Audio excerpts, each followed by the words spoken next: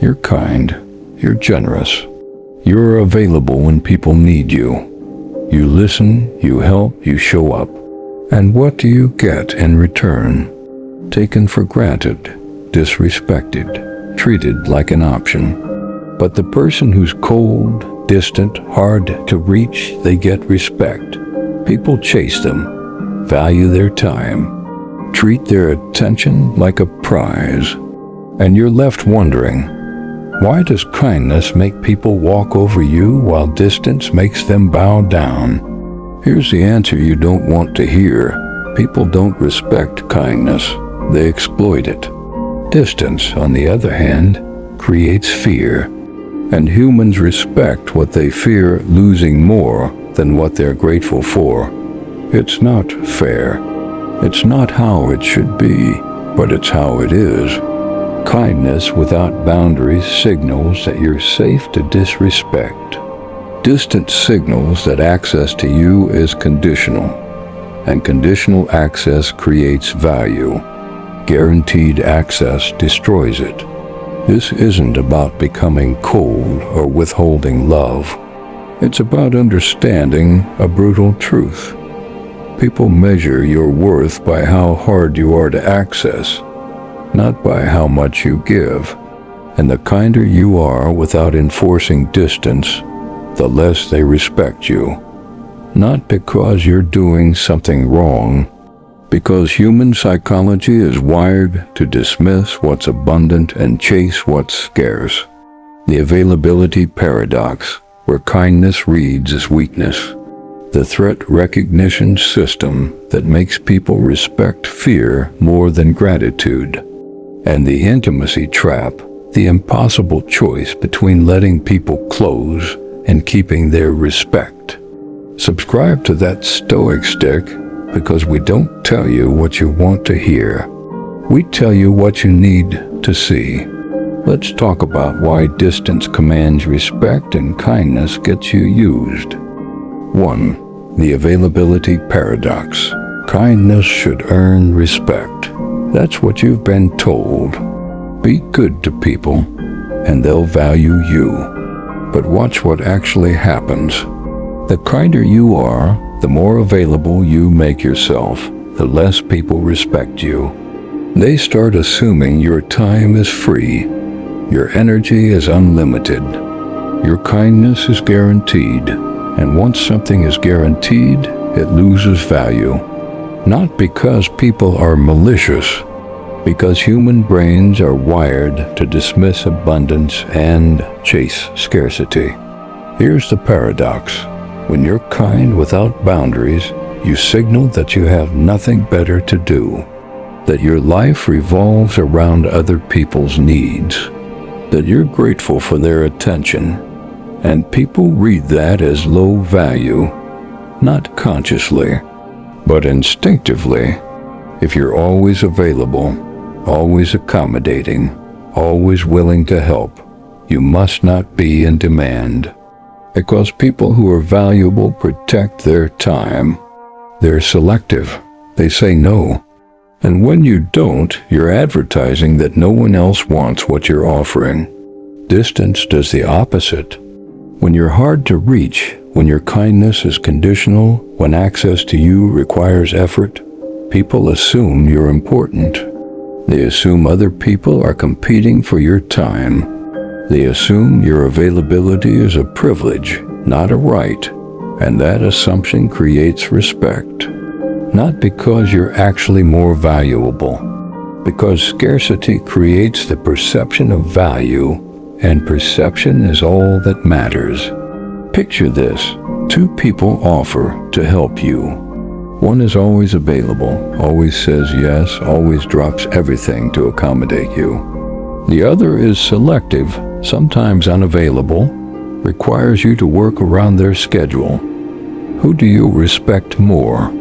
Honestly, the second one, not because they're kinder, because their time feels more valuable. You appreciate the first person's kindness, maybe, but you don't respect it. You take it for granted, because it's always there. This is why kind people get used. They give without requiring anything in return. They're accessible without creating barriers.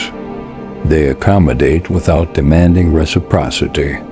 And people interpret that as weakness, as desperation, as evidence that this person needs the relationship more than they do. And once that power dynamic sets in, respect disappears. You're not a person whose time matters. You're a resource to be used when convenient and ignored when not. Distance flips the dynamic.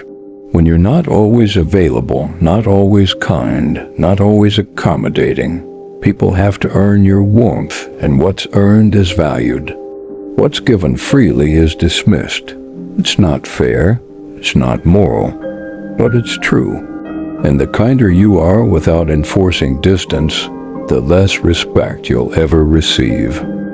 2. The threat recognition system. Humans don't respect what they're grateful for. They respect what they fear losing. Gratitude is passive. It's a feeling you have after someone's already given you something. But fear is active. It's a response to the possibility of loss. And loss creates urgency, value, respect. This is why distance works and kindness doesn't. Distance creates the threat of loss. Kindness creates the comfort of guaranteed access. And your brain respects threats more than it appreciates comfort. Think about relationships. The person who's always there, always supportive, always kind, you appreciate them. But you don't chase them. You don't worry about losing them, because they've made it clear they're not going anywhere. But the person who's inconsistent, hard to reach, emotionally unavailable, you think about them constantly. You work for their attention. You respect their time because you're afraid they'll withdraw it. Not because they're better people. Because they've activated your threat recognition system. This is evolutionary wiring. Humans evolved to respond to threats more strongly than rewards. A missed opportunity for kindness doesn't kill you, but a threat you ignore might. So your brain prioritizes fear over gratitude. It pays more attention to what could be taken away than to what's already given. And that wiring doesn't care about fairness. It just cares about survival. And in social dynamics, survival means not losing access to valuable people. So you respect the people who create the fear of loss, and you take for granted the people who don't. Here's what that looks like in real life. You have a friend who's always available, always responds, always makes time. You stop reaching out as much. You cancel plans more easily. You assume they'll understand because they always do. Now imagine a friend who's hard to pin down, doesn't always respond, sometimes cancels. You work harder to maintain that relationship. You respect their boundaries more.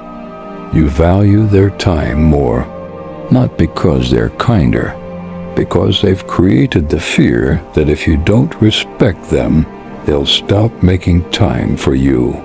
Distance isn't about being cruel. It's about creating conditions where people fear losing access to you. And that fear generates respect in ways kindness never will. Because kindness reassures, distance threatens.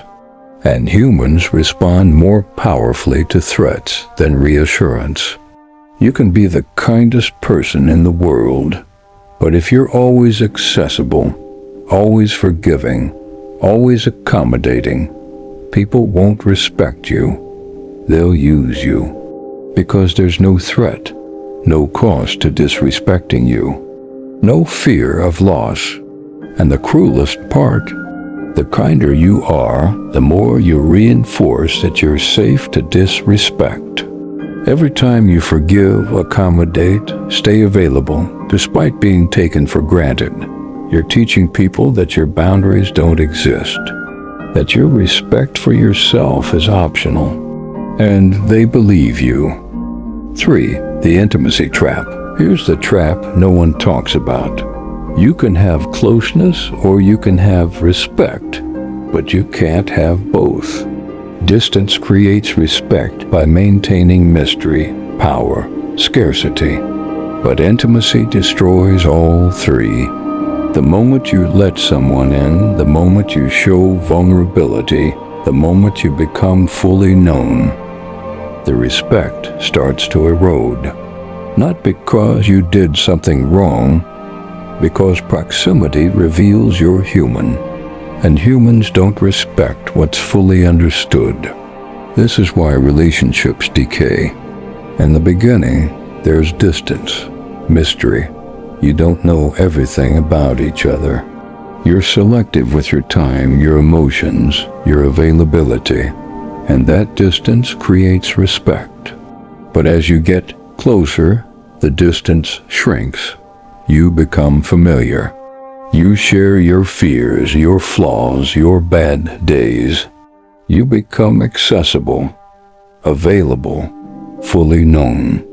And familiarity doesn't breed contempt because people are cruel. It breeds contempt because the mystery that created respect is gone. Think about someone you respected from a distance. A mentor, a person you admired, someone who seemed powerful, composed, untouchable. Then you got close. You saw them struggle. You saw their insecurities. You saw them be petty, inconsistent, flawed, and the respect dimmed. Not because they changed, because you saw too much. The distance that made them seem larger than life evaporated, and you realized they're just a person. And people don't command respect the way myths do. This is the intimacy trap. You want connection. You want to be known. You want closeness, but closeness kills respect. Because respect requires distance. It requires the other person not seeing all of you, the parts that are messy, weak, uncertain, the parts that prove you're not untouchable. And the moment those parts are visible, the dynamic shifts. You're no longer someone to be respected. You're someone to be understood.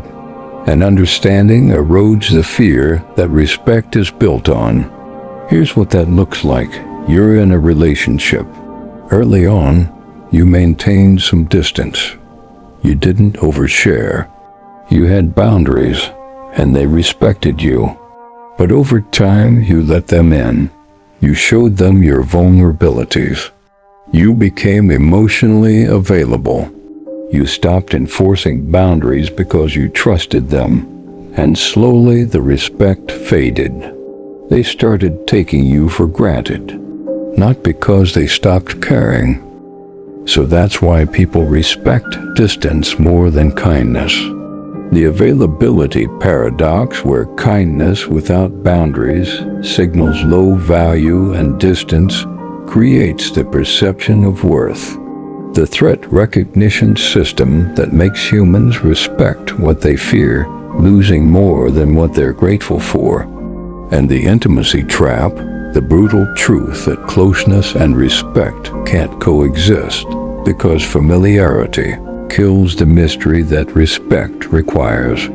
You want to believe kindness should be enough, that being good to people, being available, being warm, that it should earn respect, but it doesn't. It earns exploitation, because people don't value what's freely given. They value what's hard to access. And the kinder you are without enforcing distance, the less they'll respect you. Not because you're doing something wrong, because human psychology doesn't reward kindness. It rewards scarcity. Distance isn't about being cold. It's about creating conditions where people fear losing access to you, where your time, your attention, your warmth, all of it becomes conditional. earned, not assumed. And when people have to work for it, they respect it. When it's guaranteed, they dismiss it. But here's the part that lingers. If you enforce distance, you gain respect but lose intimacy. If you offer kindness, you gain connection but lose respect. You can't have both. And most people spend their lives oscillating between the two, never fully satisfied with either, lonely in the distance, disrespected in the closeness, wondering if there's a way to be both valued and known. Maybe there isn't. Maybe respect and intimacy are fundamentally incompatible. Maybe the people who respect you never really know you, and the people who know you stop respecting you. And you just have to choose which loss you can live with. If this unsettled you, drop a comment and tell me which one you've sacrificed. And subscribe to That Stoic Stick, because we don't give you comforting lies. Is respect worth the distance? Or is closeness worth the cost? You tell me.